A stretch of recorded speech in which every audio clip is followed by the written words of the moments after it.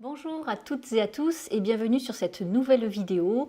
Nous allons parler aujourd'hui de prononciation et particulièrement de certaines lettres qu'on retrouve dans bon nombre de mots et je vais vous donner des petits indices pour bien les prononcer en anglais.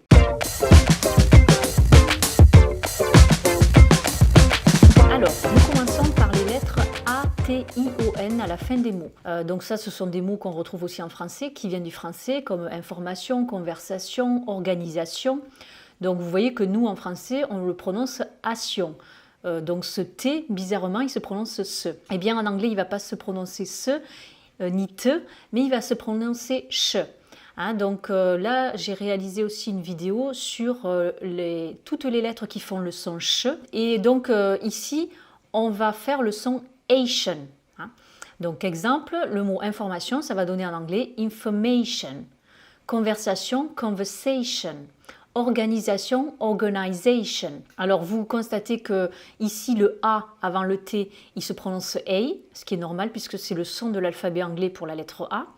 Et qu'ensuite ce T donc se prononce ch et le IO il se prononce A. C'est là notre son choix pour lequel j'ai réalisé une vidéo sur YouTube et qui vous dit que ce son il est incontournable et qu'on le retrouve dans beaucoup de lettres avec toutes les voyelles notamment. Et là vous voyez que vous l'avez avec deux voyelles ION. Donc information, conversation, organisation. Et vous constatez qu'en termes d'accentuation on va donc porter l'accent sur l'avant-dernière syllabe, donc sur le A. Information, conversation, organisation. Donc ça peut être un indicateur pour savoir où est-ce qu'on va porter l'accent dans un mot en anglais, puisque vous savez que ça c'est une caractéristique de l'anglais comme d'autres langues, mais qu'on n'a pas en français. Et donc on n'a pas trop ce réflexe. Ensuite, d'autres mots où vous avez les lettres T-U-R. Et bien là, le T, vous allez le prononcer ch. Et après le U, vous allez prononcer A, le son choix. Donc on va le retrouver dans picture, le synonyme de photo. An adventure, une aventure. Architecture, l'architecture. Donc là, vous notez que dans architecture, le CH, je ne l'ai pas prononcé ch, mais je l'ai prononcé que. Je vous renvoie à une vidéo que j'ai réalisée sur les lettres CH qui font soit le son ch, soit le son que, mais quasiment jamais le son ch. Donc ça vous évite de tomber dans le piège de la prononciation littérale, vous savez, ce piège dans lequel on s'engouffre allègrement en général. Donc voilà, ce TUR, vous allez le prononcer chur, et je rajouterai un dernier mot, le future, le futur. Là, vous voyez que j'ai prononcé aussi ce TUR comme un chur. Autre mot avec des lettres caractéristiques, donc qui se terminerait par ISM. Donc ces mots-là aussi, ils viennent du français. Tout ce que je vous ai exposé jusqu'à présent, ça vient du français. Mais bien évidemment, on ne va surtout pas les prononcer à la française. Donc ces lettres ISM à la fin des mots en anglais, ça vient de mots en français qui se terminent par ISME. Et on a là, donc comme racisme, terrorisme, symbolisme, tourisme.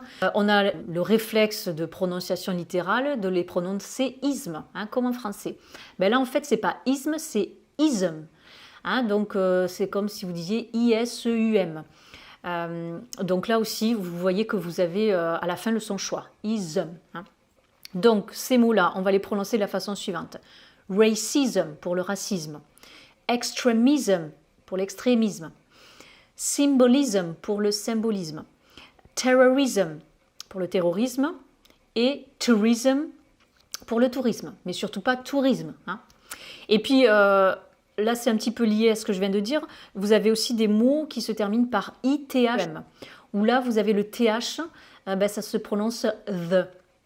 Et là, je vous renvoie aussi à une vidéo que j'ai réalisée sur YouTube où j'explique l'importance de bien prononcer le TH en anglais. Mais ce TH, soit on va le prononcer th, donc comme dans author, l'auteur, dans method, la méthode, dans enthusiastic, enthousiaste. Donc là, vous voyez, si vous mettez là une pression plus forte sur la langue, sur vos dents supérieures, vous faites le son th. Mais ici, comme dans d'autres mots, on va faire le son the. Donc là, c'est comme si on faisait un petit Z. Donc on met moins de pression sur les dents supérieures avec la langue. Donc ces mots qui se finissent par ITHM, qui viennent aussi du français, et nous on a un E à la fin, comme le rythme et l'algorithme, hein, dont on parle beaucoup en ce moment, ben, ça va pas devenir rhythm et algorithme, hein, ça va donner rhythm, algorithm. Hein, donc là vous avez aussi le ism, hein, tout à l'heure on a parlé du ism, là c'est ism et toujours donc avec notre son choix. Alors un petit bonus dans cette vidéo, je voulais aussi aborder avec vous la confusion fréquente que je retrouve chez mes stagiaires entre les sons longs et les sons courts. Hein, donc vous savez que ça aussi c'est une règle en anglais qu'on n'a pas en français. Il y a dans certains mots, les voyelles se prononcent soit en son long, soit en son court. Alors la différence par exemple entre goûter ou le goût et le test. Donc goûter le goût, on va dire the taste ou to taste. Donc là c'est un son long, à ne pas confondre avec the test, c'est un son court là, le test. Autre différence similaire, c'est plus tard et la lettre. Donc on va dire later, plus tard, et letter pour la lettre. I'll send you a letter later. Hein, je vous enverrai une lettre plus tard. Autre différence entre le verbe to sell, vendre, et to sail. Hein, donc là c'est un son long, donc S-A-I-L qui veut dire naviguer. La différence entre plane, hein, donc l'avion, et plan, le projet. Hein.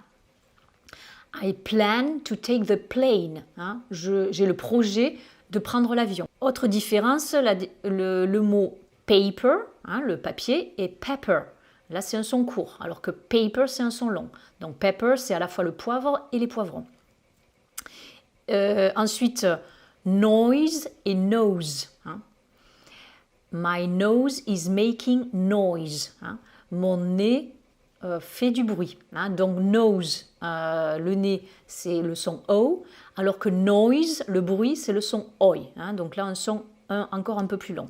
Voilà, j'espère que toutes ces petites astuces de prononciation et d'erreurs de prononciation littérale vont vous aider à avancer sur le chemin de la bonne prononciation à l'anglaise et également donc de ne pas faire d'erreurs et de ne pas confondre certains mots qui se ressemblent.